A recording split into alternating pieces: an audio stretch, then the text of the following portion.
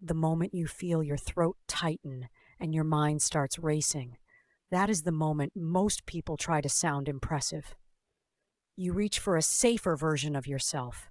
You smooth out the truth. You tell the story that makes you look competent, easy, unbothered. Then you walk away and you can feel it. The room stayed polite, but nobody came closer. If you have ever left a conversation thinking, I said the right things, but it still felt flat, I get it. If you have ever watched someone else talk and somehow people lean in, even when the story is simple, I get that too. It can feel unfair, like they have some natural glow and you missed the line when it was handed out. Most of the time, it is not glow, it is permission.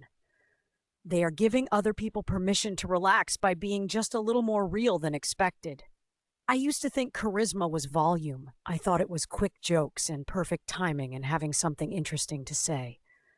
Then I started paying attention to what actually happens in real rooms. In conference rooms with stale coffee. In kitchens at small parties where the light is too bright. In quiet car rides with someone I cared about and did not want to disappoint. The people who felt magnetic were not performing. They were revealing, but in a controlled way. Not dumping, not confessing for shock value. Just letting a true edge show.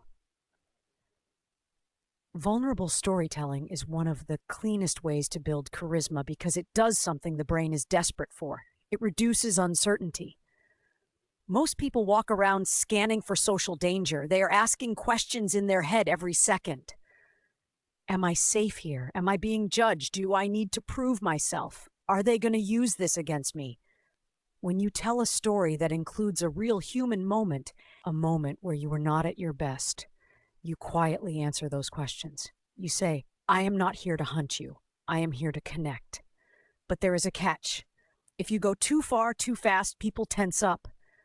They feel responsible for you. They do not know what to do with it. They start managing your emotions instead of meeting you. That is not charisma. That is pressure. The sweet spot is vulnerability with stability. It is truth with a steady hand. I remember being at work, sitting in one of those meetings where the air feels thin. Everyone is waiting for the manager to speak so they can calibrate their own opinions. I had made a mistake earlier that week. Not a dramatic mistake, just a quiet one that creates extra work for other people. The kind that makes you replay the moment in the shower and feel heat in your face. I had two options. I could hide behind competence, talk fast, use vague language, hope it disappears, or I could name it in a way that did not make the room carry me. I could feel my body wanting to protect me. My shoulders wanted to rise, my breath wanted to stay high in my chest, my eyes wanted to dart to see who looked annoyed. That is the physical beginning of social fear. When you feel it, you start talking from your throat. You start trying to control the room. People can sense that control attempt and they resist it, even if they are polite. So I slowed down on purpose.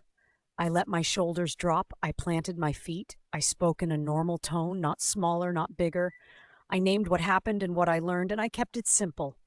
I did not punish myself. I did not make it a performance of guilt. I did not ask for reassurance. I just showed responsibility and a human moment. What happened next surprised me. The room softened, not because they were impressed by the mistake, but because they were relieved. Relief is a social superpower. When you relieve people, they like you, even if they cannot explain why. They do not have to guess what you are hiding. They do not have to spend energy reading between the lines. You gave them clarity. You showed self-awareness. You showed you can handle discomfort without collapsing. That is one of the most attractive traits in any environment. A lot of people misunderstand vulnerability. They think it means sharing pain. Sometimes it does. More often it means sharing the part of the story where you did not have control, the part where you were unsure, the part where you wanted to look good and you did not. That is where connection lives, because everyone has that part. Most people just keep it locked up. When someone is listening to you, they are not only hearing your words, they are measuring your relationship with your own story. Are you at war with it? Are you trying to convince them you are fine? Are you fishing for praise, or are you grounded? Are you telling the truth without making it their job to fix your feelings? That is why the same story can land in two completely different ways. One person tells it and the room feels heavy. Another person tells it and the room feels close. The difference is emotional control, not coldness, control. The ability to touch something real and stay present. I saw this in a friendship too. A friend of mine had been distant. I could feel it. Short replies, canceled plans, that quiet drift that makes you question your worth. My mind started building stories. Maybe I was annoying. Maybe they found better friends. Maybe I did something wrong and they were too polite to say it. That is what the brain does with uncertainty. It fills gaps with fear. When we finally sat down, I felt the urge to act cool, to pretend I did not care. That is the usual defense. If I act like it does not matter, it cannot hurt me. But that defense also blocks closeness. So instead of accusing them or acting casual, I told a small true story about my own week. I talked about a moment when I checked my phone and felt that drop in my stomach. I did not blame them. I did not frame it as "you did this to me." I framed it as, "this is what happened inside me." That kind of story does something important. It makes the other person curious instead of defensive. People get defensive when they feel cornered. They get curious when they feel seen. When you speak from your inner experience, you invite them into your world without forcing them to confess. And here is the part that matters for charisma. Charisma is not getting people to approve of you. Charisma is making people feel safe to be real around you. Vulnerable storytelling is a way of setting that tone. I want to talk about how to do this without oversharing, because that is where people get burned. Oversharing usually happens when the goal is relief. You are trying to get the feeling out of your body. You want someone to hold it with you. That is human. But in casual social settings, it can overwhelm people. They did not consent to being your support system. Then you feel exposed, and they feel trapped. Nobody wins. Vulnerable storytelling for connection has a different goal. The goal is resonance. You are offering a piece of truth that has a handle on it, something the other person can hold without bleeding.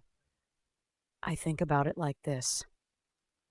If I am still in the middle of the storm, I do not tell the full story to everyone. If I am still shaking, if I need saving, I choose one trusted person or I choose a professional space. But if I have already found some footing, I can share a clean slice of it. Not to be rescued, but to be known. You can feel the difference in your body. When you are about to overshare, there is urgency. Your words speed up, your breathing gets shallow, you feel like you have to get it all out before they interrupt. When you are sharing from stability, there is space. You can pause, you can notice their face. You can stop if it is too much. Body language matters here more than people admit. If you tell a vulnerable story while looking away, collapsing your posture, shrinking your voice, people interpret it as fragility. They may be kind, but they will not feel drawn to you. If you tell the same story with steady eye contact, a relaxed face, and a grounded pace, people interpret it as strength. Not dominance, strength. The strength to be honest.